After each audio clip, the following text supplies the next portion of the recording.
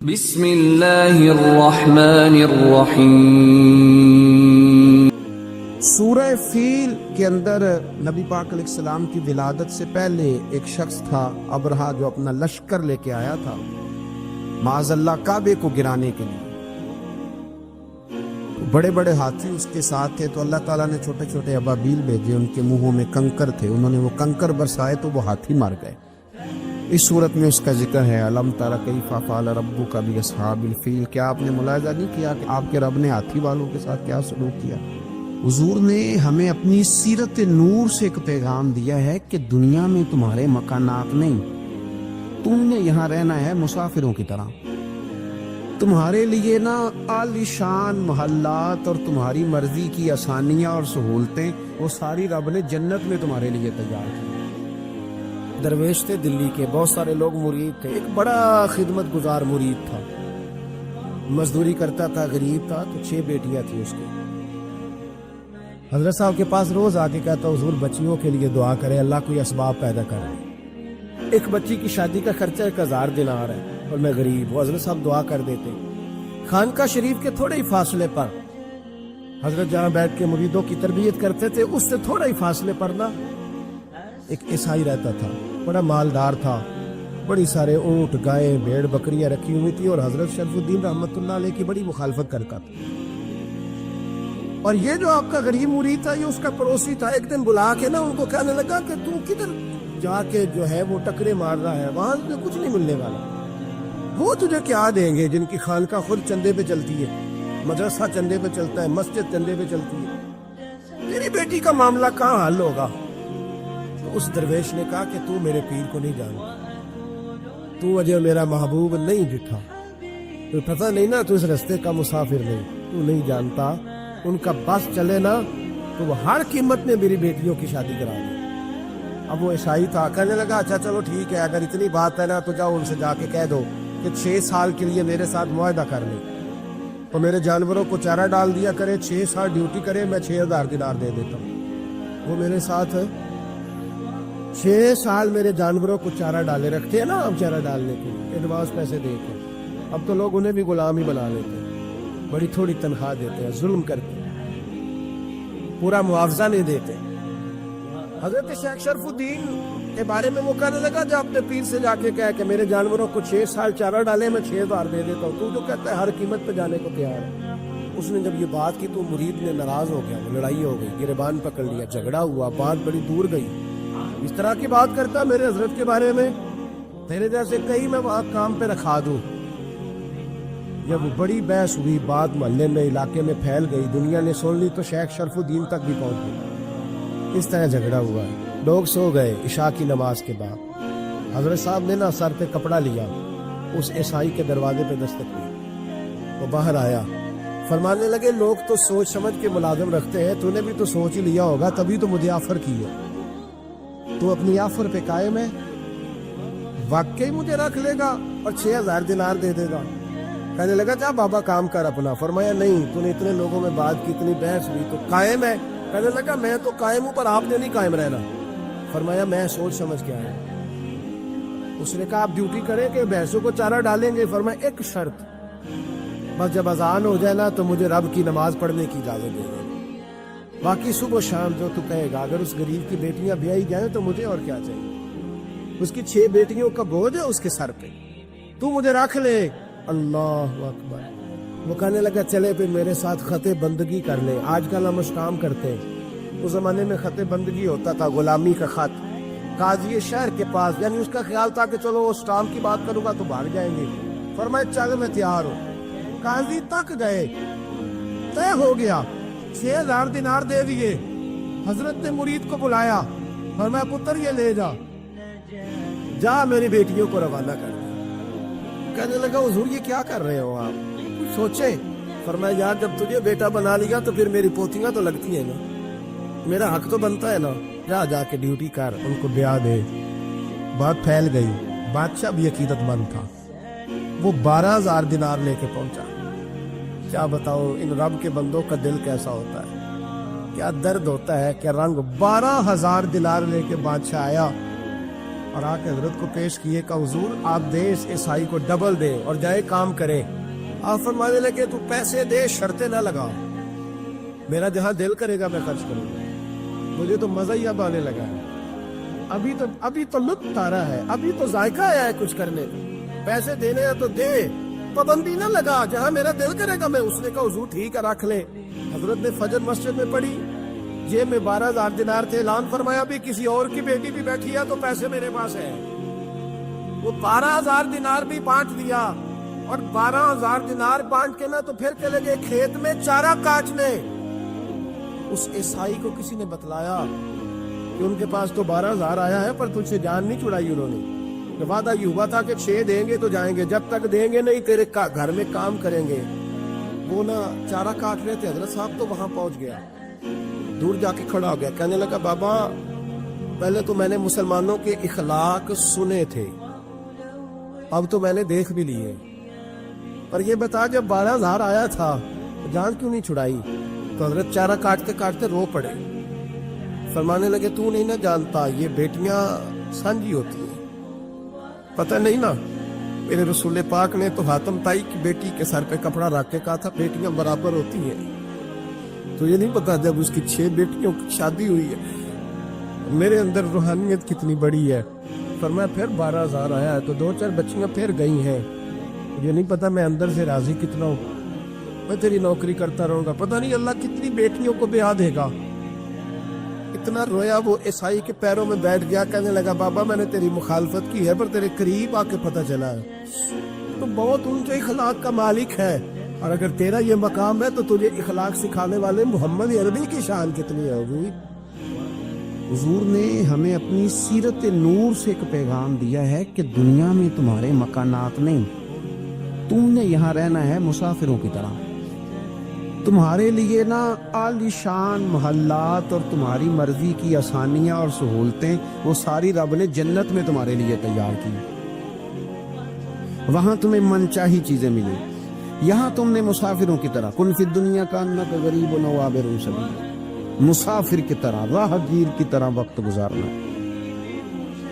آپ نے کبھی دیکھا ہے کہ بس اسٹاپ پہ جہاں بندے کھڑے ہو کے بس کا انتظار کرتے ہیں, وہاں کبھی کسی بندے نے جگہ خرید لی ہو کہ یہاں اکثر کھڑے ہونا پڑتا ہے تو چلو جگہ تھوڑی خرید لیتے ہیں. خریدتا ہے کیوں؟ اسے پتہ ہے کہ بس آئی تو میں نے چلے جانا ہے. پلیٹ فارم پہ, ریلوے اسٹیشن پہ کبھی کسی بندے نے جگہ خریدی ہے کہ یار اکثر آنا جانا پڑتا ہے تو چلو تھوڑی خرید لیتے ہیں؟ کبھی خریدی ہے؟ ایئرپورٹ پہ نا میں نے یہ دیکھا ہے کہ آپ اپنا بیگ رکھ کے, ہینڈ کیری سامان رکھ کے آپ کسی کرسی پہ جائیں نا, اور آپ واش روم سے ہو کے یا کسی طبی حاجت سے ہو کے واپس آئیں تو وہاں کو بندہ اور بیٹھ گیا ہو تو بندے جھگڑا نہیں کرتے, چپ کر کے اپنا سامان اٹھاتے ہیں دوسری جگہ پہ. کیوں نہیں کرتے؟ ان کو پتہ ہے کہ فلائٹ آئی تو میں نے یہاں رٹا ڈالنے کی ضرورت کیا ہے. آپ نبی کریم علیہ السلام کی بات کو سمجھے. حضور نے فرمایا کہ تم نے یہاں مسافر کی طرح رہنا ہے. مسافر کو 2-2 مرلے کے لیے جھگڑے کھڑے کرتے ہیں, وہ کچھ 6-6 انچ کے لیے رٹے ڈالتے ہیں. ان کو تو پتا ہے کہ حضرت اسرائیل نے آنا ہے اور ہم نے چلے جانا ہے. اس لیے حضرت بلال حبشی رضی اللہ تعالیٰ عنہ بڑا عرصہ رہے مدینہ طیبہ, 10 سال رہے, انہوں نے کوئی مکان نہیں بنایا. ایک حجرے میں وقت گزر گیا, کو بتائے کہ شادی سے پہلے مولا علی شیر خدا کا مکان کہاں تھا, کو بتائے کوفے میں کتنی جائیدادیں بنائی انہوں نے, کہاں محلات تعمیر کیے ان لوگوں نے. ان کو پتا تھا حضرت عمر پر 80 دینار کا قرضہ تھا. انہیں پتا تھا کہ جب حضور آئے تھے نا معراج کی رات تو مجھے بتایا تھا کہ عمر میں تیرا محل دیکھ کے آیا ہوں. تو جب حضور دیکھ آئے تھے تو پھر انہوں نے یہاں بنایا. یہ نظریاتی بات ہے, اس کو آپ نے سمجھنا ہے. ہمارے ہاں یہ ابھی کرونا آیا نا, پینک پھیل گئی, ٹینشن ڈپریشن کے مریض بڑھ گئے. آپ نے ناراض نہیں ہونا, زیادہ تر وہ لوگ ٹینشن میں ہیں جو آسانیوں میں جینے والے تھے نا, کیونکہ بندے نے اتنی قیمتی کوٹھی بنائی ہو پھر چھوڑ کے مر جائے, دل نہیں کرتا مرنے. اتنے پیسے جمع کیے ہوں پھر چھوڑ کے کیسے مرے, دل ہی نہیں کرتا. وہ لوگ مسافر تھے جنہوں نے سامان باندھے ہوئے تھے, جب رب کا حکم آئے گا ہم حاضر ہو جائیں گے. اب یہ ٹینشن کیوں پھیلی؟ ٹینشن اس لیے پہلی کہ ہم اسلامی نظریات کو نہیں سمجھتے. اور میرے بھائی وہ کسی اور کا عقیدہ ہے کہ مر جائیں گے تو فنا ہو جائیں گے, اور کا عقیدہ ہے. اور مجھ سے کچھ سوالات بھی ہوئے اس دوران. دیکھو قبر کھڈا بھی ہے, گھڑا بھی ہے, لیکن مجھے اپنی ڈائریکشن کا پتہ ہے, آپ کو بھی اپنی ڈائریکشن کا پتہ ہے. ہمیں کسی کی نہ ایک خامی کا پتہ ہوتا ہے, اپنی تو ساری کا پتہ ہوتا ہے. لیکن وہ الگ بات ہے کہ اپنی خامیوں سمیت اپنے آپ سے پیار ہوتا ہے, اور کسی کی ایک خامی دیکھ کے بھی اس سے پیار نہیں رہتا. عزیز بھائی, ہمارا یہ مسئلہ ہے کہ اگر تو ڈائریکشن ہماری غلط ہے, کام ہم نے دوزخ والے شروع کیے ہوئے تو قبر کھڈا ہے, دوزخ کے گڑھوں میں سے گڑا ہے. لیکن اگر ڈائریکشن ٹھیک ہے, حلال حرام کی تمیز ہے, آنکھ پر, زبان پر, نفس پر کنٹرول ہے, پھر قبر کھڈا نہیں. نظریہ سمجھو, پھر تو قبر باغ ہے. نہیں سمجھے آپ میری بات؟ قبر ہے, باغ میں جاتے ہوئے ڈر لگتا ہے, پریشانی ہوتی ہے, دل گھبراتا ہے. وہ جی قبر میں آکسیجن کہاں سے آئے گی؟ میں نے کہا جہاں اماں کے پیٹ میں بچہ ہوتا ہے تب کہاں سے آتی ہے؟ چلیں اس سے بھی اور مثال دیتا ہوں. کبھی انڈا دیکھا جب اس میں سے بچہ نکلتا ہے؟ چاروں جانب کو جگہ ہوتی ہے آکسیجن کی. یہ جو بڑے عقل مند لوگ ہیں یہاں سوال کھڑے کرتے ہیں, ان سے پوچھو کہ بچہ تندرست بھی نکلتا ہے انڈے سے اور سونا بھی نکلتا ہے. تو جس رب نے وہاں اسے سنبھال کے رکھا نا, پیاری جلد بنائی, وہ قبر میں بھی تیری بڑی حفاظت فرمائے گا, بڑی حفاظت فرمائے گا. بلبارت شاہ نہیں مردے جنہ کیتیاں نیک کمائیاں نے, نالے عرش فرشتے بانگا ملیاں, مکے پہ گیا شور.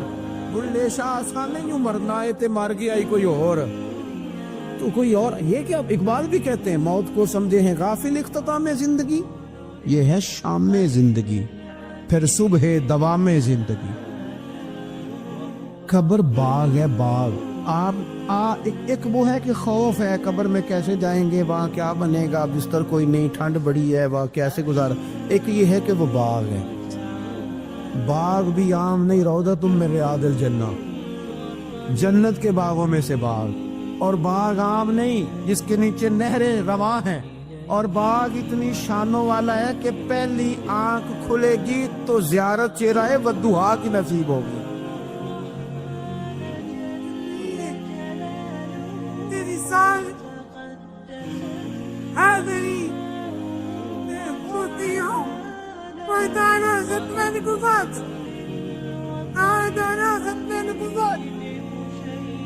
میری بات پر توجہ کر. جب آپ کا یہ نظریہ بن جاتا ہے نا کہ میرے لیے آگے بڑا کچھ ہے.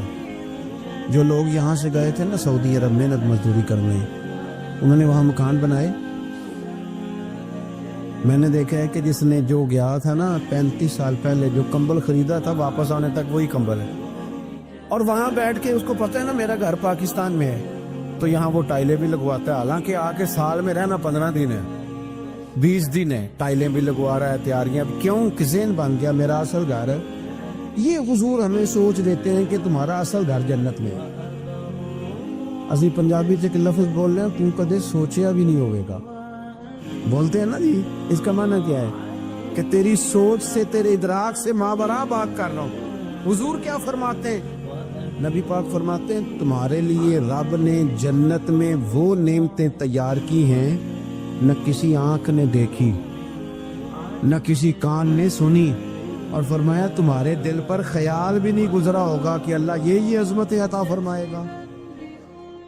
اس کی طرف رغبت. یہ تو آپ آئے ہیں جاہل لوگ جو جنت کا مذاق اڑاتے.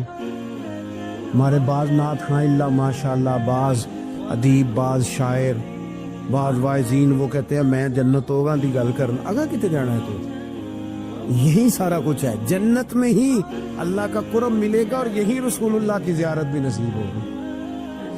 آگے کدھر جانا ہے تو نے؟ کون سی نئی جگہ بنا لی میاں تو نے؟ بات کو سمجھیں. اب حضور نے نظریہ دیا. حضرت عمر فاروق رضی اللہ تعالیٰ عنہ سرکار سے ملنے آئے. حضور نہ موٹے باندھ کی چارپائی پہ آرام فرما تھے. ہن تے پئی پنڈا چ بھی بیڈ میں باندھ دیاں چارپائیاں کتنے رہ گئیاں. کی آخی سی مونج دی منجی, بولو نا یار. مونج دی تے جیڑی جیز چ ملدی سی وہ بس پاوے رنگین ہوندے سن.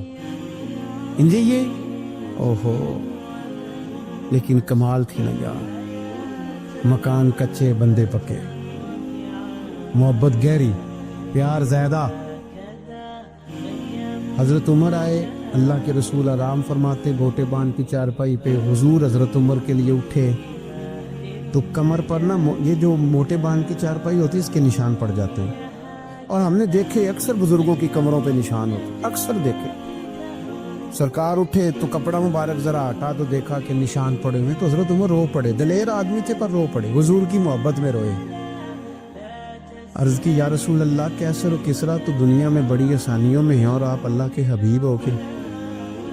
وہ درد سے رو رہے ہیں، اخلاص سے بات کر، لیکن نبی کریم علیہ السلام ان کی سوچوں کو بدل رہے ہیں، انہیں نظریہ دے رہے ہیں۔ حضور فرمانے لگے عمر تم پسند نہیں کرتے کہ وہ دنیا میں تھوڑی آسانی لیں اور آخرت میں رسوا ہو جائیں، اور یہ پسند نہیں کرتے کہ ہم دنیا میں تھوڑی تکلیف برداشت کریں اور آخرت کی ساری سعادتیں اللہ ہمیں ہی عطا فرما دے؟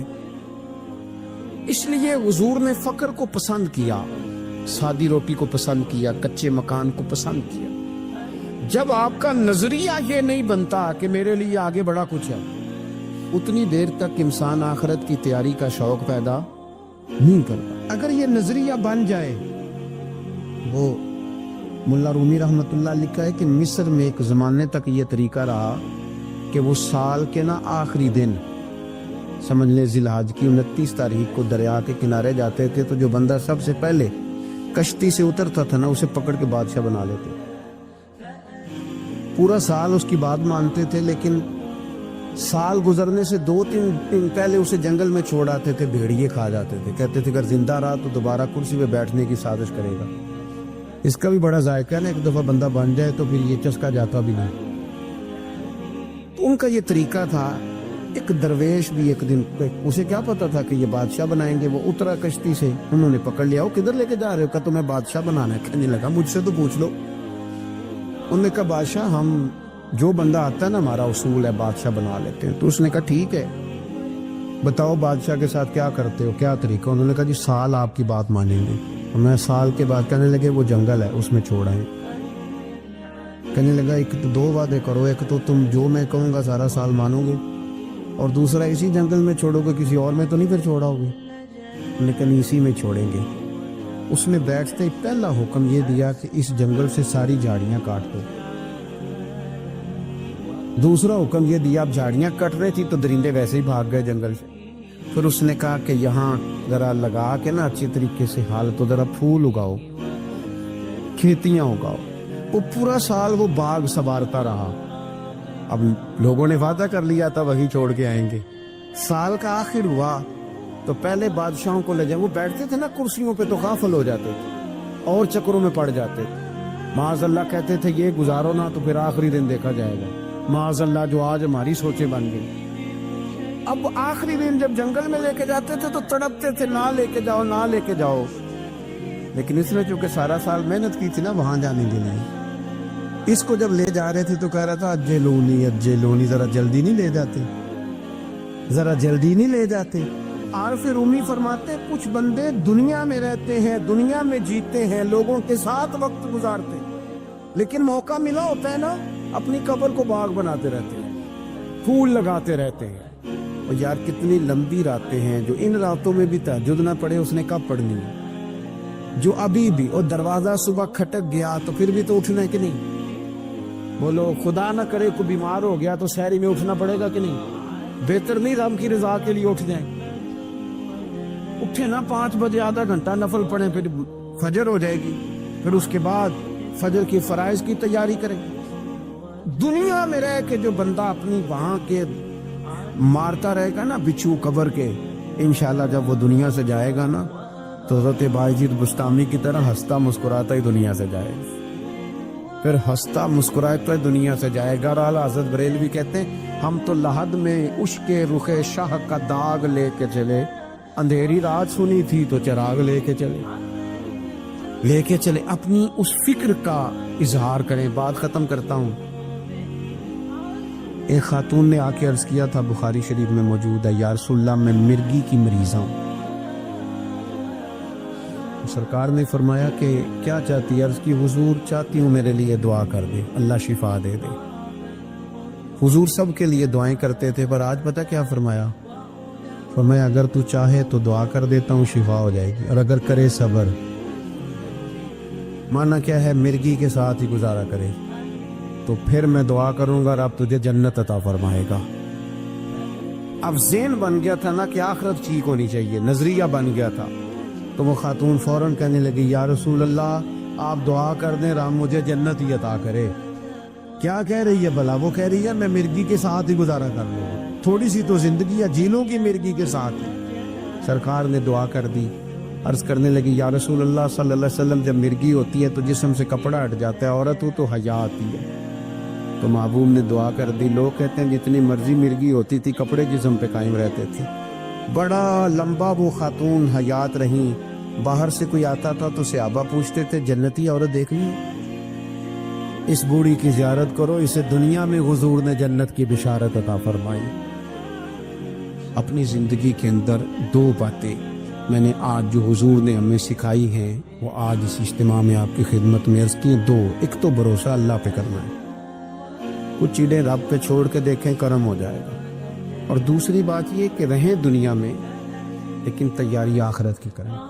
اصل گھر یہ میاں محمد بخش صاحب رحمۃ اللہ علیہ کو ایک بندہ لے گیا ٹانگے پہ بٹھا کے اپنے گھر، بڑی دیر سے کہہ رہا تھا حضور دعوت قبول کر لیں، تو وہ رستے سارے بتاتا گیا، یہ زمین بھی میری ہے، یہ بھی میری ہے، یہ بھی میری ہے، یہ بھی میری ہے، تو بتاتا گیا۔ اللہ والوں پہ دولتوں کا اثر کوئی نہیں ہوتا، تو وہ نا جب وہ زیادہ ہی اوور ہو گیا، زیادہ ہی کہانیاں سنائی، وہ بھی خوہ ساڈا تے وہ بھی میل ساڈی، ہوتی ہے نا طبیعت، تو میاں صاحب رحمۃ اللہ علیہ کہنے لگے بیلیا بس کر، اے تیرے تو پہلا کی دی سی؟ اس نے کہا جی فلانے کی۔ فرمانے لگے تیرے بعد کس کی ہوگی؟ وہ چپ کر گیا، تو فرمانے لگے دانش منداں دا کم ناہی، دل دنیا تے لانا، اس ووٹی تے لکھ خامد کیتے تے جو کیتا سو کھانا۔ یہ تو بڑے خامد کرتی ہے، آج کوئی مالک تھا اور کل کوئی اور مالک ہوگا۔ ہم تو اصل وارث اس جگہ کے ہیں جو رب رسول جنت میں اپنے فضل سے عطا کریں۔ ایک تو یہ ہے کہ آپ لوگوں سے معافی لے، معافی مانگے۔ ہمارے ہاں نا معافی کا مزاج قبول کریں، جب کوئی بندہ معافی طلب کرے تو معافی، ہمارے ہاں معافی مانگنے کا رواج نہ آپ یقین کریں سرے سے ہے ہی نہیں، بلکہ الٹا لوگ چڑھائی کر جاتے ہیں، کہتے ہیں اوہو تم نے معافی مانگ لی ہے تو معاملے ختم ہو گئے۔ اور جو آدمی، میں بڑے زمانے سے کہہ رہا ہوں کہ میرے ملک میں ایک رواج بنتا جا رہا ہے، جس کی زبان جتنی زیادہ سخت ہوتی ہے اس کا عروج اتنا زیادہ ہوتا ہے۔ جو تھوڑا سا شرافت کا مظاہرہ کرے لوگ اسے بزدل سمجھ لیتے ہیں۔ عزیز بھائیوں، اپنی زندگی میں معافی مانگنے کا مزاج بنائیں۔ آپ طلب کریں کہ یار مجھ سے غلطی ہو گئی، میں انسان ہوں۔ آپ یقین کریں ڈھیر سارے لوگ ہیں جن کے ذمہ ڈھیروں معافیاں ہیں، لیکن ان کا مزاج نہیں، ان کی طبیعت نہیں، ان کا تکبر آڑے آ گیا ہے۔ اور میرے نبی پاک صلی اللہ تعالی علیہ وآلہ وسلم نے فرمایا تھا یہی بدلہ دے دو کسی کا دینا ہے تو، یہی معافی لے لو، یہی۔ ورنہ فرمایا یاد رکھنا قیامت کے دن تو اس طرح ہوگا کہ اگر سینگ والی بکری نے بغیر سینگ والی بکری کو مارا ہوگا اسے بھی قیامت میں بدلہ دینا پڑے گا۔ یہی معافی تلافی لے لو، یہی۔ تو ہمارے ہاں مزاج نہیں، مزاج بنائے نا آپ، معافی کا مزاج بنائے۔ رسمی ویسے معافیاں مانگتے ہیں، آج میں جا رہا ہوں بھائی اگر کوئی ہو گئی تو معاف کر دینا، یہ تو رسم ہے، تو بڑی دنیا ادا کرتی۔ آپ کو پتہ ہے کہاں آپ کو معافی لینی ہے، تو جہاں جہاں اس طرح کے معاملات ہیں وہاں آپ کلیئر کریں۔ صحیح بخاری میں حدیث ہے حضرت ابو ذر غفاری سے، جب کسی نے کہا کہ آپ نے اسی طرح کے کپڑے خود پہنے ہیں جس طرح کے آپ کے غلام نے پہنے، یہ کیا معاملہ ہے؟ تو فرمانے لگے، اعلانیہ خود بتانے لگے، فرمانے لگے مجھ سے ایک دفعہ غلطی ہو گئی تھی، میں نے ایک غلام کو جھڑک دیا تھا تو نبی پاک نے مجھے تنبیہ فرمائی، تو میں نے اس غلام سے معافی بھی مانگی، اور اس دن سے لے کر آج تک میں جس طرح کا خود لباس پہنتا ہوں اسی طرح کا اپنے غلام کو پہناتا ہوں۔ تو وہ خود بیان کر رہے ہیں، وہ لوگ اظہار کر رہے ہیں کہ ہم نے یہاں نبی پاک علیہ الصلوۃ والسلام کے تنبیہ کرنے پر ہم نے اپنے غلام سے، خادم سے یا کسی غلام سے معافی مانگی تو معافی مانگنے سے بندے کا قد کبھی چھوٹا ہوتا ہے؟ میرے نبی پاک علیہ السلام نے فرمایا جو معافی مانگ لے اللہ تو اس کی عزت میں اضافہ کر دیا کرتا ہے۔ تو اس لیے ایک تو جہاں یہ معاملہ ہے وہاں، اور دوسری جو آیت میں نے تلاوت کی اس میں اللہ کہتا ہے کہ غصہ پی بھی جاؤ، معافی مانگو بھی اور معاف کر بھی دو۔ والکاظمین الغیظ والعافین عن الناس، فرمایا وہ لوگ جو غصہ پی جاتے ہیں اور لوگوں سے درگزر کرتے ہیں، لوگوں سے درگزر کرتے ہیں۔ واللہ یحب المحسنین، اللہ ان احسان کرنے والوں سے محبت فرماتا ہے، ان سے اللہ پیار کرتا ہے۔ تو رب فرماتا ہے جو غصہ پی جاتے ہیں والعافین عن الناس، اور لوگوں سے درگزر کرتے ہیں، ایک تو معافی مانگے اور دوسرا معاف کر بھی دے۔ اگر دل میں کوئی بات ہو تو معاف، ہر روز لوگوں کو معاف کر کے سویا کریں، پہلے تو اس طرح کا کوئی کام ہی نہ کریں۔ ایک شخص نے جملہ کہا تھا، لکھا تھا، کمال لکھا تھا، اس نے کہا تھا کبھی ایسا کوئی کام نہ کرنا کہ کوئی تمہاری وجہ سے جا کے رب کے سامنے رونا شروع کر دے، ایسا کوئی کام نہ کرنا کہ کوئی بندہ تمہاری شکایتیں اللہ رسول کو لگائے، اس طرح کا کبھی کام نہ کرنا کہ وہ تڑپ اٹھے اور کہے اب تمہارا شکوہ میں نے وہیں کرنا ہے۔ کچھ لوگوں کی شکایتیں کرنی پڑتی ہیں، اللہ رسول کی بارگاہ میں بھی، اپنے مشائخ کی بارگاہ میں کر دیتے ہیں بعض اوقات، انسان وہ بے بسی کے عالم میں کرے یا بہت زیادہ تکلیف اسے سہنی پڑے تو تب کرے، ہو جاتا ہے۔ تو ایک تو ایسا کرے نا، اور کوشش کریں لوگوں کو معاف کر دیں، اپنے دل سے چیزیں نکال دیں۔ دو لوگ بیٹھے تھے نا حرم مکہ میں، ایک صاحب کہہ رہے تھے کہ میرے اوپر بدر میں جو قتل ہو گئے کفار، ان کا ذکر چل رہا تھا، تو دونوں گفتگو کر رہے تھے بدر میں ہمارے اتنے لوگ مسلمانوں نے مار دیے۔ تو ایک ان میں کہنے لگے کہ اگر میرے اوپر قرض نہ ہوتا اور میرے چھوٹے چھوٹے بچے نہ ہوتے تو میں تو تلوار لے کے جاتا اور مدینہ شریف جا کے معاذ اللہ بدلہ لے آتا۔ دوسرا کہنے لگا میں دیتا ہوں نا تیرے بچوں کا خرچہ بھی اور میں تیرا قرضہ بھی اتارتا ہوں، تو جا۔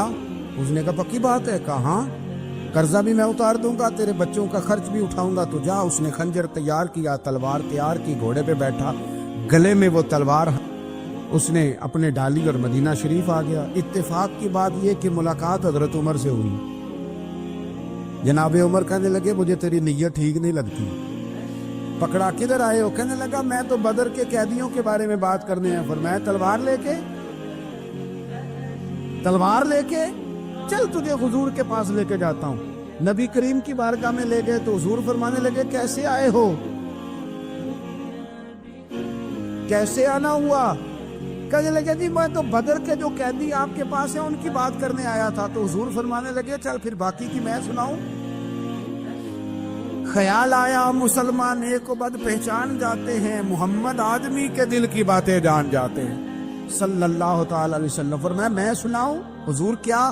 فرمایا تم اور فلاں بن فلاں وہاں بیٹھے ہوئے تھے نا حرم مکہ میں فلاں پہاڑ کے ساتھ ٹیک لگا کے، اور تم نے یہ کہا تھا نا کہ قرضہ نہ ہوتا، بچے چھوٹے نہ ہوتے تو بدر کے مقتولین کا میں بدلہ لیتا۔ یہ سارا کچھ طے کر کے پھر آئے ہو تلوار لے کے، اور یہاں کہتے ہو میں قیدیوں کے بارے میں بات کرنے آیا تھا۔ اس کے تو پسینے چھوٹ گئے، وہ تو بےحال ہو گیا۔ اس نے کہا اس کا تو سوائے اس کے اور میرے کسی کو نہیں پتا، اگر آپ کو پتا چل گیا ہے تو پھر آپ اللہ کے سچے رسول ہیں۔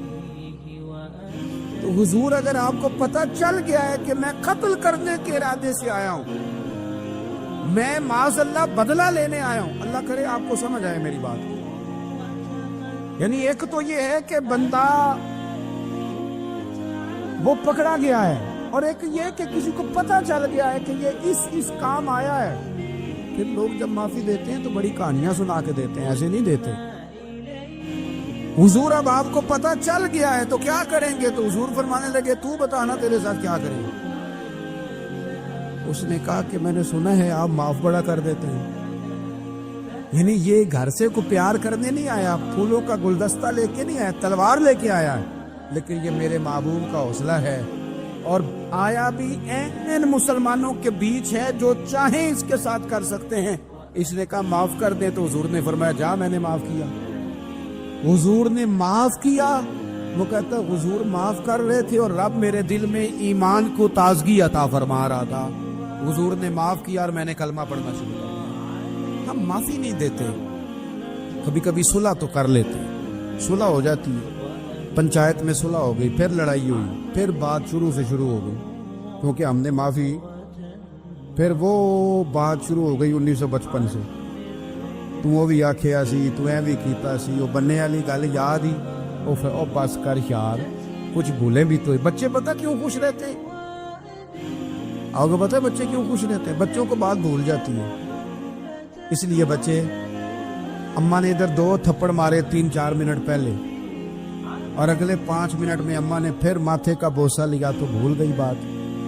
اللہ کرے کوئی تھوڑے تھوڑے بچے بھی بن جائیں، یہ جو بہتے سیانے ہیں نا، ان کا بھی اللہ ہی حافظ ہے، عقل زیادہ آ گئی ہے نا، اس لیے اقبال جیسے لوگوں نے کہا تھا خرد کی گتھیاں سلجھا چکا ہوں، یا رب مجھے صاحب جنوں کر دے، صاحب جنوں کر دے، صاحب اللہ کوئی تھوڑا سا مجھے مجنون بھی بنا، یہ زیادہ عقل تو کسی کام کی رہی نہیں، پاگل کر دی، پاگل کر دی۔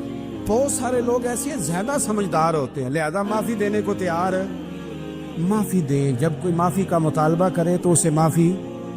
سب سے مشکل کام ہوتا ہے لمبی لسٹ والے دشمن کو معاف کرنا، لسٹ جس کی لمبی ہو نا غلطیوں کی، ایک آدھ غلطی تو معافی ہو جاتی ہے، کچھ لوگوں کی لسٹ بھی بڑے، کچھ عادی مجرم بھی ہوتے ہیں، لسٹ لمبی ہوتی ہے، ان کو معافی دینا بھی تھوڑا سا مشکل ہوتا ہے، لیکن کمال بھی یہ ہے کہ جس کی لسٹ لمبی ہو اسے یک جنبش قلم بندہ معاف کر دے، کو چھٹی ہو گئی، جا تجھے معاف کیا۔ اور یہ ہمیں کیوں کرنا چاہیے کہ میرا رب بھی ایسے کرتا ہے۔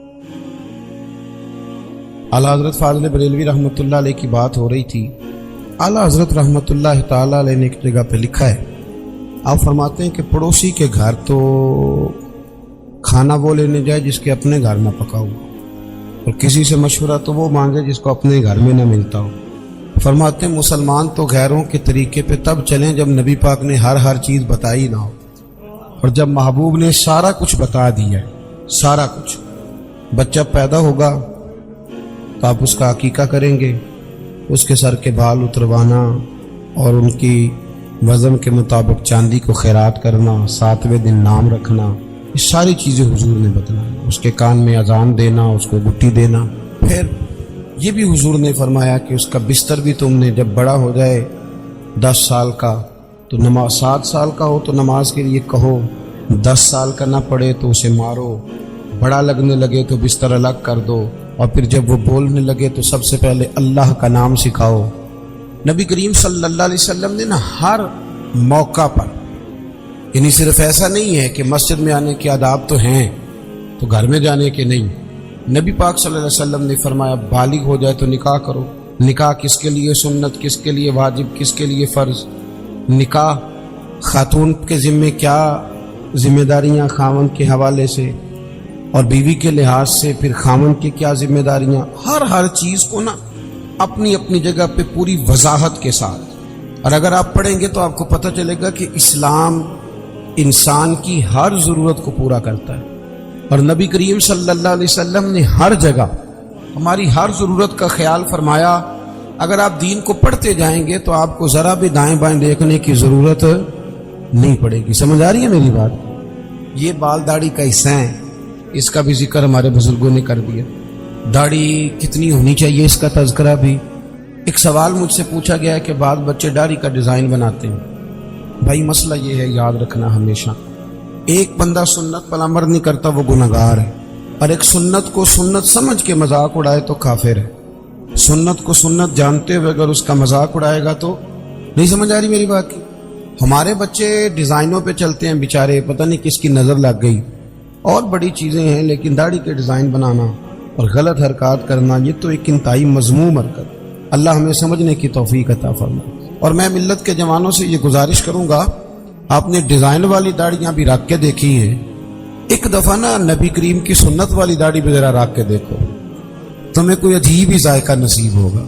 یہ آپ کے چہرے کے مطابق اللہ نے اس کو وضع داری دی۔ یہ حرکتیں جو آپ کرتے ہیں نا، یہ تو عجیب سی حرکات ہیں، ان کا تو کوئی پس منظر ہی نہیں ہے، تو انسان محسوس اگر کرے تو چھوٹا محسوس ہوتا ہے یہ کام کر کے۔ تو ہمیشہ وہ کام کریں جس میں سنت اور شریعت کی پاسداری. اللہ سمجھنے کی توفیق عطا فرمائے. یہ جو نکاح ہے نا، نکاح شادی، نبی کریم علیہ السلام نے فرمایا یہ غیر کا طریقہ نہیں، بلکہ فرمایا النکاح من سنتی. فرمایا نکاح تو میرا طریقہ ہے، نکاح میرا طریقہ ہے. اور آپ حیران ہوں گے کہ قرآن و سنت نے جو شادی کو اور میاں بیوی کو جو رشتہ دیا ہے وہ بڑا ہی عجیب دیا ہے. فرمایا ہن لباس لکم وانتم لباس لہن. مرد عورت کا لباس ہے اور عورت مرد کا لباس ہے. سردی گرمی میں بھی لباس جسم کی حفاظت کرتا ہے، سردی گرمی کے لحاظ سے بھی حفاظت کرتا ہے. مرد عورت کی حفاظت کرتا ہے، دکھ میں، تکلیف میں، غربت میں، پریشانی میں. عورت بھی مرد کی حفاظت کرتی ہے، اس کے بچوں کی، اس کے گھر کی، اس کی نشانیوں کی. پالتی تو ماں ہی ہے نا بچے. بولیں بلدیت کس کی لکھی جاتی؟ ابا جی کی. جانشین، سجادہ نشین، وارث وہ کون کس کا ہوتا ہے؟ وہ ابا جی کا. لیکن پالتی پوستی کون ہے؟ اماں جی. ابا جی اماں کو بچے دے کے روز گھر سے جاتے ہیں، فلانی جگہ جا رہا ہوں بچے سنبھال، فلان جگہ جا رہا ہوں بچے تیرے. کبھی ایسا بھی ہوا ہے کہ اماں کہے میں ذرا 15 دنوں کے جا رہی ہوں کہیں تو بچے تم رکھ لو؟ ہوتا ہے ایسے. تو مرد عورت کا حقوق کا خیال کرتے ہیں، عورت مرد کے حقوق کا. نبی پاک صلی اللہ تعالی علیہ وسلم نہ بڑا خیال کرتے تھے. ہمارے ہاں تو یہ ہوتا ہے نا، جو کسی کا غلام ہوتا ہے وہ بیچارہ ساری زندگی غلام ہی رہتا ہے. وزیر صاحب بھی، پیر صاحب بھی خدمت کراتے رہتے ہیں ساری زندگی، لیکن اس بیچارے کا خیال نہیں کرتے. میں اکثر کہا کرتا ہوں کہ جب تک کسی پیر کے آستانے پہ جھاڑو دے تب تک تو منظور نظر مرید ہوتا ہے، اور اگر اس بیچارے پہ قرضہ چڑھ جائے تو پیر صاحب کہتے ہیں یہ اس کا ذاتی معاملہ ہے. جب تیرے گھر میں جھاڑو دے رہا تھا پھر ذاتی معاملہ نہیں تھا. جب تک وہ MPA کے پوسٹر چھپوا رہا ہو، ساری ڈیوٹیاں کر رہا ہو، تب تک تو وہ سیاسی کارکن. اور اگر اس بیچارے کے گھر میں غربت آ جائے، اس پہ کوئی مقدمے بازی ہو جائے، کہیں الجھ جائے، تو پھر کیا کہتے ہیں؟ اس کا ذاتی. اب کیسے ذاتی معاملہ ہو گیا؟ میرے عزیز، میرے محبوب کریم علیہ السلام کا طریقہ مبارکہ تھا، کسی پہ قرضہ چڑھتا تو حضور اس کا بھی خیال کرتے، کوئی بیمار ہوتا تو حضور تیمارداری کرنے جاتے. کیا خوبصورت لفظ ہیں بخاری کے. حضور نے فرمایا میرا کوئی امتی انتقال کر جائے، اگر پیسے چھوڑ کے جائے، ترکہ چھوڑ کے جائے، مال چھوڑ کے جائے، تو فرمایا اس کے وارثوں میں بانٹ دینا، لیکن اگر اس کے ذمہ قرضہ ہونا تو میرے پاس آ جانا، میں اپنے امتی کا قرض ادا کر دوں گا. میرے پاس آنا، میں قرضے دوں گا.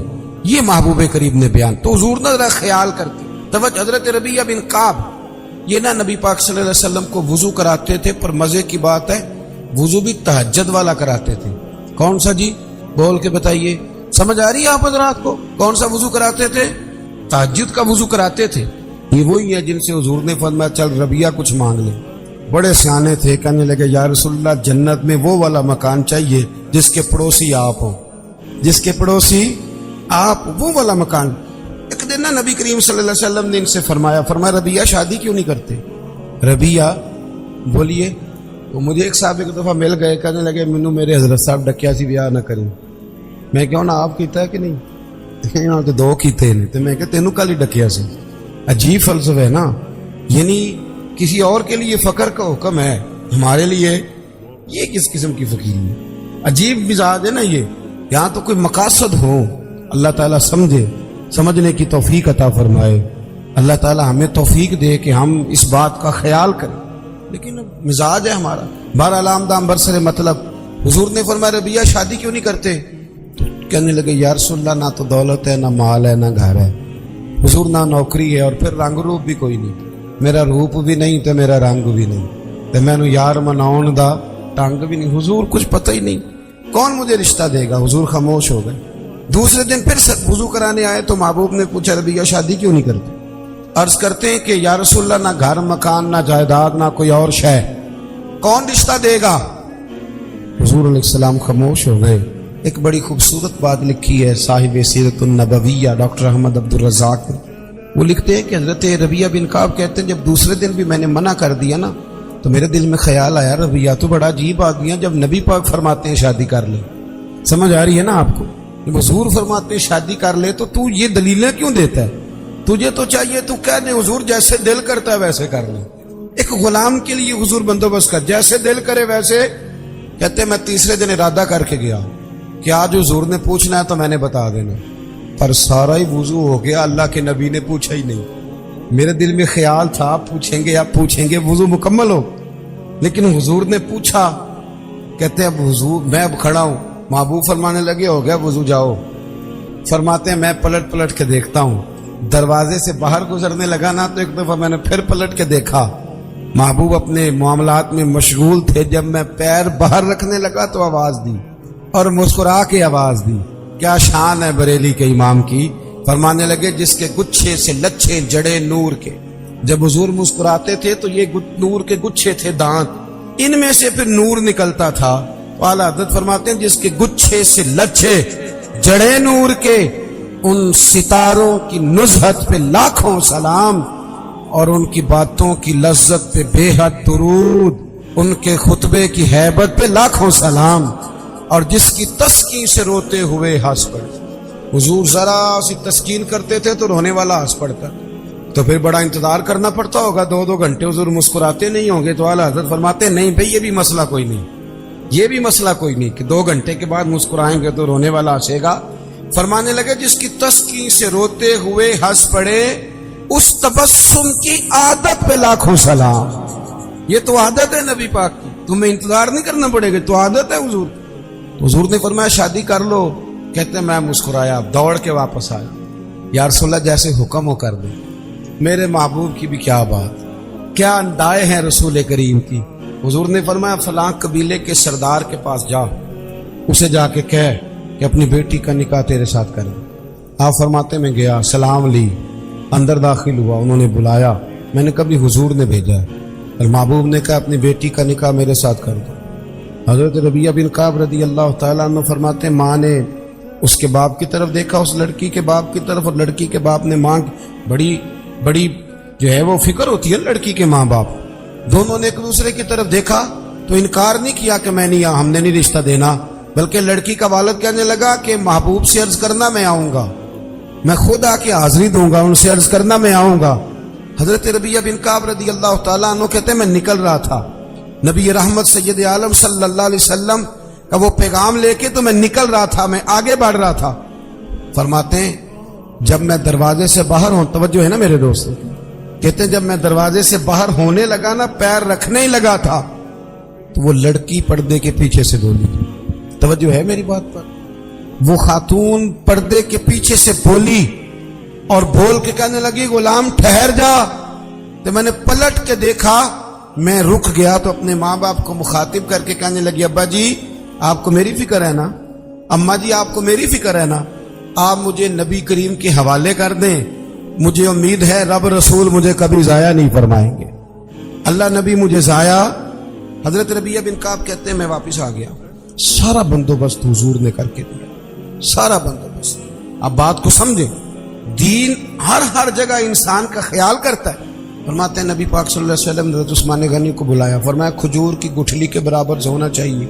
حضرت عثمان کہنے لگے حضور حاضر ہو جائے گا۔ فرمایا عثمان پوچھو گے نہیں میں نے کیا کرنا ہے؟ عرض کی حضور بتا دیں کیا کرنا ہے۔ فرمایا ربیعہ کی شادی ہے، اس نے اپنی بیوی کو حق مہر دینا۔ پھر حضرت حارثہ بن نعمان کو بلایا، فرمایا ایک بکری کا بندوبست کر، ذبح کر کے پکانا ہے۔ پوچھو گے نہیں کس لیے؟ حضور حکم کریں۔ فرمایا میرے ربیعہ کی شادی ہے، اس نے ولیمہ کرنا ہے۔ کہتے پھر محبوب نے مجھے اپنی جیب خاص سے، کرم سے، فضل سے کچھ پیسے دیے، فرمایا خوشبو بھی لے لے اور اپنی بیوی کے لیے ایک جوڑا بھی خرید لے۔ عزیز دوستو یہ نہ سمجھیں کہ جو آپ کا شاگرد ہے، مرید ہے، سیاسی کارکن ہے، وہ آپ کی ڈیوٹی تو کرے تو تب ٹھیک ہے، لیکن اس کا کوئی ذاتی معاملہ آ جائے تو کہیں جی وہ جانے اور اس کا کام جانے۔ سمجھے چیزوں کو۔ نبی کریم صلی اللہ علیہ وسلم کہاں تک مہربانیاں فرماتے۔ حضرت ربیعہ بن کعب فرماتے ہیں، آپ فرماتے ہیں کہ میں بڑا غریب تھا، میرے سارے بندوبست میرے محبوب نے کیے، اور فرماتے ہیں پھر محبوب نے ایک اور کرم کیا، میرے لیے برکت کی دعا بھی کر دی۔ آپ فرماتے ہیں کہ غربتیں چلی گئیں، اب کسی کو کہیں سے قرض نہ ملے تو میرے گھر سے مل جاتا ہے۔ ہر گھر سے اناج ختم ہونے کو ہو پر میرے گھر سے کبھی ختم نہیں ہو۔ تو نبی کریم علیہ السلام خیال فرماتے، اور پھر میاں بیوی کے درمیان جو رشتے کی نزاکت ہے، ہمارے ہاں نا یہ سمجھ لیں جس گھر میں میاں بیوی کا اتفاق نہیں نہ ہوتا، اس میں کروڑوں روپے کی دولتیں بھی پڑی ہوں تو وہ گھر نہیں ہوتا، وہ اذیت گاہ بن جاتا۔ جتنا مرضی آپ کہیں میں بیوی کی پرواہ نہیں کرتا، یہ کیسے ہو سکتا ہے؟ اس کے ساتھ گھر وابستہ ہے، میاں بیوی کا کسی گھر کے اندر رویہ آپس میں بہت اچھا ہو تو دولت کم بھی ہو، وسائل تھوڑے بھی ہو، پھر بھی گزارا صحیح ہو جاتا ہے۔ گھر کے اندر میاں بیوی کا آپس میں تعلق، طبقات ابن سعد میں صاحب طبقات نے لکھا ہے کہ جب نبی پاک علیہ السلام نے سیدہ طیبہ طاہرہ حضرت فاطمہ الزہرا رضی اللہ تعالیٰ عنہ کا نکاح مولا کائنات شیر خدا حضرت علی المرتضیٰ سے فرمایا نا، پتہ حضور نے کیا کیا تھا؟ دونوں کے سرے اقدس جوڑ کے نا تو نبی پاک نے ان دونوں کی محبت کے لیے دعا فرمائی، اے اللہ ان کے درمیان محبت رکھنا۔ ہمارے یہاں بھلا کیا ہوتا ہے؟ مرضی سے شادی کی، مرضی سے رشتہ تلاش کیا، پھر ٹھیک 15 دنوں کے بعد اماں کو نقص نظر آنے شروع ہو گئے، اور ٹھیک 15 دن کے بعد ان کو بھی اپنے داماد میں نقص نظر آنے لگتے ہیں۔ جب آپ 2 جملے کہہ دیتے ہیں نا خامند کو کہ تیری بیوی ٹھیک نہیں، تو آیا تھا، چاہیے تھا فٹافٹ پانی دیتی، پر اس نے تو توجہ ہی نہیں کی، تو آپ تو ایک جملہ کہہ کے چلے گئے، انہوں نے تو 24 گھنٹے اکٹھے رہنا ہے۔ خامند کو یہ پٹی پڑھا دی، اور جب بیٹی گئی میکے تو فٹافٹ اس کی اماں نے کہا اوہو کتنی کمزور ہو گئی ہے میری بیٹی، لگتا ہے کھانے کو نہیں دیتی، یہاں میں نے کتنے لاڈوں سے رکھی ہوئی، یہ طریقہ ٹھیک نہیں۔ ابن حجر اسقلانی حدیث لائے، میرے نبی پاک علیہ السلام نے فرمایا وہ لعنتی ہے جو بیوی کو مرد کے خلاف اکساتا ہے اور مرد کو بیوی کے خلاف، ملعون ہے وہ شخص۔ ان کے درمیان پیار پیدا کریں، ان میں محبت ہوگی تو گھر سکھی رہے گا۔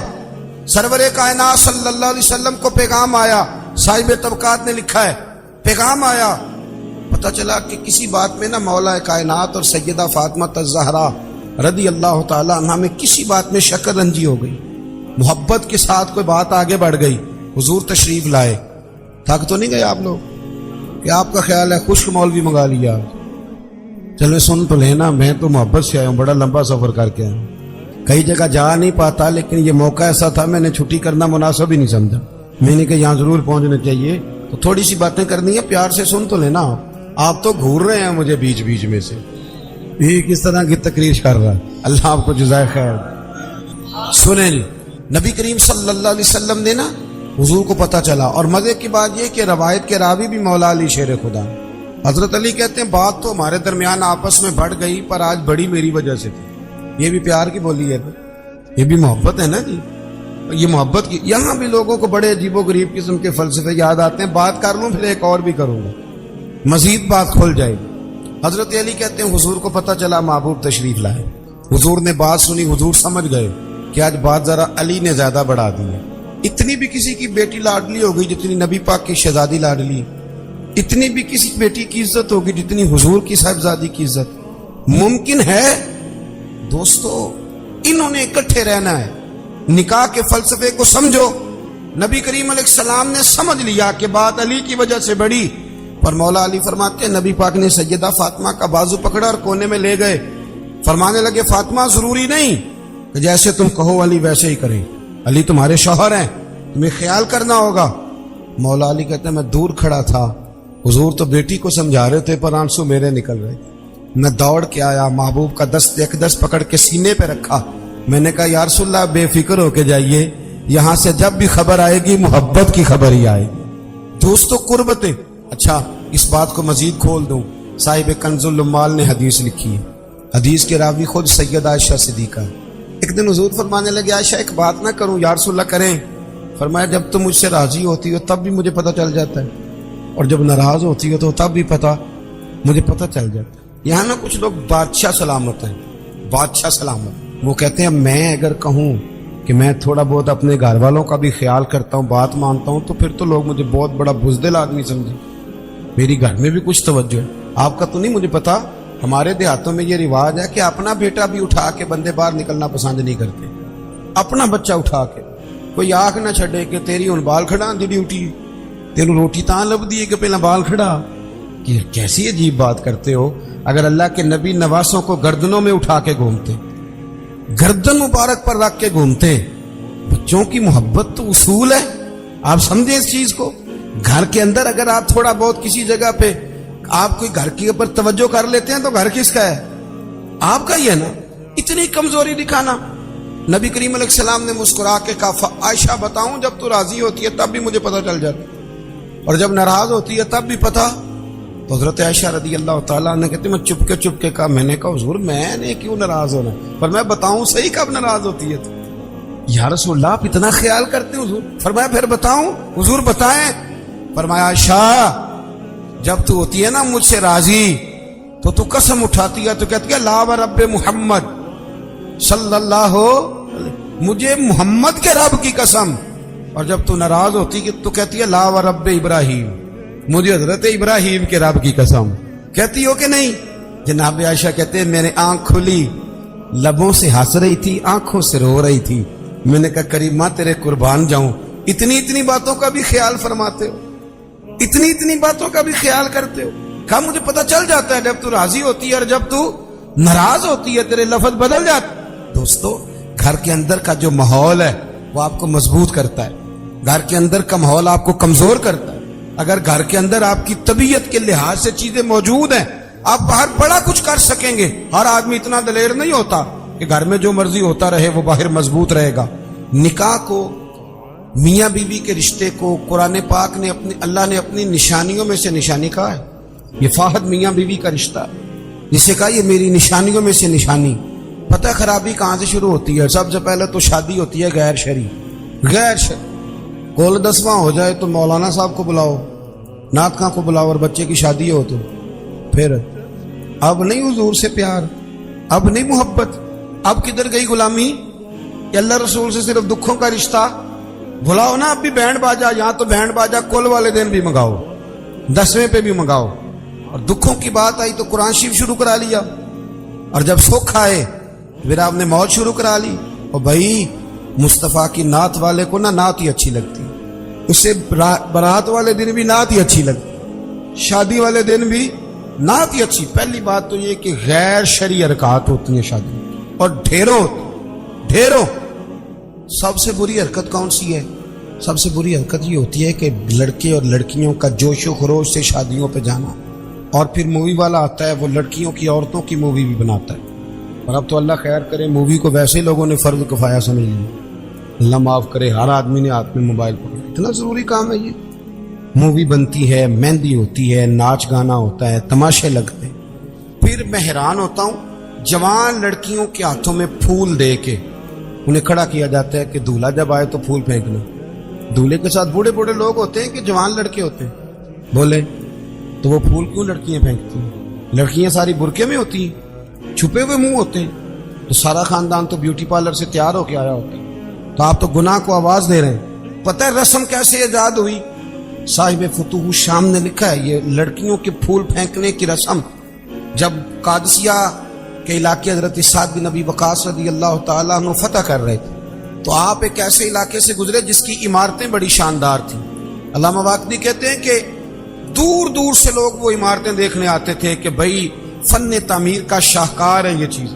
اس ایریے سے گزرنا تھا مسلمان فوج نے، تو عیسائیوں نے اور یہودیوں نے ایک چال چلی، انہوں نے عورتوں سے کہا خوبصورت لڑکیوں سے کہ پھول پکڑ لو، اور جب فوجی گزرے تو ان کے اوپر پھول پھینکنا، اگر 2-3 جرنل بھی تم تباہ کرنے میں کامیاب ہو گئی تو مسلمانوں کا ہم زیر کر لیں۔ پھول پھینکو، چھتوں پہ چڑھ گئی، اور چھتوں کی طرف نوجوانوں نے دیکھنا ویسے ہی ہے چونکہ شاہکار ہے ہماری منازل۔ حضرت سعد بن ابی وقاص رضی اللہ تعالیٰ عنہ آگے تھے، سمجھ آ رہی ہے نا میری بات؟ آگے جا رہے تھے، کمان کر رہے تھے فوج کی۔ جب آپ نے دیکھا عورتیں چھتوں پہ ہیں تو حضرت سعد بن ابی وقاص شرارت سمجھ گئے، سازش سمجھ گئے۔ لوگ زہر بھی جو ہوتا ہے نا، زہر بھی دودھ میں ڈال کے دیتے ہیں، ڈائریکٹ نہیں دیتے، انہیں پتہ ہوتا ہے کہ زہر رگوں میں کیسے اتارنا ہے۔ جناب سعد بن ابی وقاص آگے تھے، جب دیکھا عورتیں چھتوں پہ ہیں تو فوراً بولے، گھوڑے پہ چڑھ گئے اور فوج کی طرف توجہ کر کے کہنے لگے فوجی ہو تمہیں پتہ ہے نا اللہ کیا فرماتا ہے؟ رب فرماتا ہے مردوں سے کہو نظریں جھکا کے رکھیں۔ نظریں کون بلا؟ جی مومن مرد۔ قرآن مجید نے حکم دیا کہ مومن مرد نظریں، اس کا مطلب ہے مرد وہ نہیں ہوتا جو اکڑ کے چلے، مرد تو ہے ہی وہ قد اونچا ہو نظریں جھکی ہوئی۔ مرد کہتے ہی اسے مردوں سے کہو نظریں جھکا کے رکھیں۔ 10,000 فوج تھی، عورتیں پھول پھینکتی نہیں، 10,000 فوجی گزر گیا پر ایک نے بھی نظر اٹھا کے نہیں دیکھا۔ جب سارے گزر گئے تو ان عورتوں نے پلیٹیں پھینکی اور کہنے لگی او بے شرمو یہودی اور عیسائیوں، तुम किस तरह के लोग हो, अपने मकासद के लिए बहू बेटियों को इस्तेमाल करते हो, और ये कितनी शान वाले हैं। एक आयत सुनी है, नजरें झुका ली हैं, तुम भी गलत हो, तुम्हारा तरीका भी गलत है। आज के बाद हम मदीने वाले रसूल का कलमा पढ़ेंगे, हम मुसलमान हुआ करेंगे। और हमारे यहाँ शुरू उन्होंने की थी, और अल्लाह खैर फरमाए, रंग हमने पकड़ लिया उसका। हमारे यहाँ औरतें फूल फेंकती, बुजुर्ग नहीं फूल फेंक सकते, नौजवान नहीं फेंक सकते। खुदा का खौफ करें। और फिर मर्द औरतों का इख्तलात होता है, और फिर उससे आगे शादी के बेपनाह खर्चे, बेपनाह कर्जा उठा के शादियां करते हैं। निकाह में तो 2 आदमी जाएंगे, 2 जोड़े जाएंगे। और मैं आपको एक शरई हुक्म बताता हूं, आपका सगा भाई, इधर देखो मेरी तरफ, सगा भाई अपने बेटे की शादी पे अगर आपको न बुलाए तो उससे नाराज होना जायज नहीं। तुसी तो मेरे नाल भी हो गए। ओ भाई, सगा भाई भी अगर अपने बेटे की शादी पे न बुलाए तो उसकी मर्जी है, ना बुलाए चाहे ना बुलाए, उससे नाराज होना जायज। तो आपको तो मंगनी में ना बुलाएं तो नाराज होगा। और अगर कोई कार्ड भेज दी ना सिर्फ वलीमे का, कहने ने हूँ वलीमे ते भी वो वही जान के जेड़े जांच नाल गए सन, असी सिर्फ वलीमे ते, भाई फर्ज है आपका जाना। हाँ, हुजूर ने हुक्म दिया है, वलीमे की दावत दे तो जरूर जाया करो। लेकिन इसके इतने ज्यादा खर्चे हमने कर दिए, हमारे बच्चे, अब नाराज ना होना, गुनाह इसलिए आम हो गया कि हमने निकाह मुश्किल कर दिया। निकाह मुश्किल हो गया। अगर हम इसके अखराजात कम करें, मैं शादियां देखता हूं, मुझे लगता है इतने पैसों में 6 शादियां हो सकती हैं। कर्जा उठा के शादी कर ली, 15 दिन नहीं गुजरते तो पैसे लेने वाला आ जाता, वो कहता मेरे तो रखना पहले। तो वो बच्चा बेचारा, उसने क्या शादी के बाद खुश रहना, वो तो कर्जे अदा कर रहा, घर में लड़ाई पड़ी हुई, 1 महीना पूरा बीबी जेवर नहीं बेचारी पहन सकती, वो सारा कर्जे में चला जाता है। गलत काम करते हैं हम। सुनो, हजरत अब्दुर्रहमान इब्ने औफ रदी अल्लाह ताला, सहाबा में सबसे अमीर आदमी, सबसे अमीर। ये बुखारी में हदीस है, फजर की नमाज ना उन्होंने नबी करीम अलैहिस्सलाम के पीछे पढ़ी, सफेद कुर्ता पहना था तो उसको जर्द रंग का दाग लगा हुआ था। तवज्जो है ना मेरी बात, सफेद कुर्ता और जर्द रंग का दाग। नबी पाक सल्लल्लाहु अलैहि वसल्लम ने कहा, ये अब्दुर्रहमान ये क्या है? अर्ज की, या रसूलल्लाह, मैंने रात को निकाह किया था, खुशबू लगाई थी तो वो दाग रह गया। हुजूर ने तो कोई उस पर इसरार नहीं किया कि यार इतने अमीर आदमी की शादी मदीने में पता ही नहीं चला, किसी को खबर ही नहीं। यहाँ गरीब भी बाज नहीं आता, वो भी कहता है मेरी नाक जो है वो कट जाएगी अगर मैंने करोड़ों रुपया ना लगाया, तो जब पैसे लेने वाले आएंगे फिर कट जाएगी कि छोटी हो जाएगी मजीद। मेहरबानी फरमाएं, आप किस चक्कर में पड़े हुए। हुजूर ने क्या फरमाया? नबी करीम सल्लल्लाहु अलैहि वसल्लम फरमाने लगे, निकाह कर लिया तो वलीमा जरूर करना, चाहे 1 बकरी ही ज़िबा करो। तो अपने घरों के अंदर सुकून का माहौल कायम करो, शादी और ब्याह को हुजूर की सुन्नत के दायरे में लेके आए। ये वफादारी का रिश्ता है, ये खुलूस का रिश्ता है। इस रिश्ते को खुलूस वाली मनाजिल की तरफ लेकर के जाएं। बीवी ख्याल करे कि मुझे अपनी खामन की खिदमत करनी है, खामन ख्याल करे कि मुझे बीवी, मैं अक्सर कहा करता हूँ, मैं कहता हूँ कि अगर आप बीवी के माँ बाप की इज्जत करेंगे तो वो भी आपके माँ बाप की इज्जत करेगी। आप तो माँ बदौलत कहते, मैं नहीं कभी ससुराल गया जी, वो मैं दरवाजे पे छोड़ के आ जाता हूँ, फिर वो मैं लेने भी चला जाता हूँ, चूंकि मैं बहुत बड़ा नवाब हूँ। तो आप कैसे उम्मीद रखते हैं फिर वो आपके माँ बाप की खिदमत करेगी? सुने, 2 बातें अर्ज करता हूँ, बात खत्म करता हूँ। सैयदा तैयबा ताहिर हजरत खतीजतुल कुबरा रदी अल्लाह ताला, जब आदमी अमीर हो ना, गरीब हो जाए तो उसके लिए बड़ी मुश्किलात होती। गरीब अमीर हो जाए तो कोई मुश्किल नहीं होती। हजरत खतीजतुल कुबरा मक्के की मलका थी, 20-20 कनीजे नौकरानियां घर में काम करती। फिर सैयदा खतीजा कलमा पड़ गई, फिर मुसलमान हुई, हुजूर से निकाह हुआ। अगरचे हुजूर ने ऐलान नबुव्वत बाद में किया, लेकिन हजरत खतीजतुल कुबरा रज़ी अल्लाह ताला अन्हा कहते, मैं तो उसी वक्त ये कलमे का माना जो मैंने बयान किया यही समझ लें, मैं तो उसी वक्त ही समझ गई थी जब मेरे गुलाम ने आके बताया कि बादल के टुकड़े साया कर दरख्त इन पे झुकते हैं। फरमाते मैं तो उसी वक्त ही महबूब की गुलामी में आ गई। निकाह हो गया, हुजूर की बारगाह में आ गई। फरमाती है मैंने ना जोहर के वक्त सारा माल हुजूर की खिदमत में दिया, 20 कनीजें गुलाम जोहर के वक्त, और असर से पहले पहले महबूब ने हर शय अल्लाह के रस्ते में तकसीम कर। ये वक्त भी बतौर तमसील है कि जितना जोर असर के दरमियान वक्त होता है, इतने वक्त में बांट दिया हुजूर ने सारा कुछ। इतनी अमीर बीबी और फिर वो गरीब हो जाए। हजरत खतीजा ने फिर वो वक्त भी देखा कि आपके कपड़ों को 20-20 पैबंद लगे होते, 20-20। पहले कभी पानी का प्याला उठ के नहीं पिया, फिर घर में झाड़ू भी देती, फिर घर के सारे काम करती। एक दिन ना مسند امام احمد میں موجود ہے. کھانا پکا کے نا حضرت خدیجۃ الکبریٰ کھانا پکا کے باورچی خانے سے نکلی تو کپڑے سارے پیوند سے بھرے ہوئے, پاؤں مبارک پر بھی گھر کے کام کاج کی وجہ سے بہت ساری چیزیں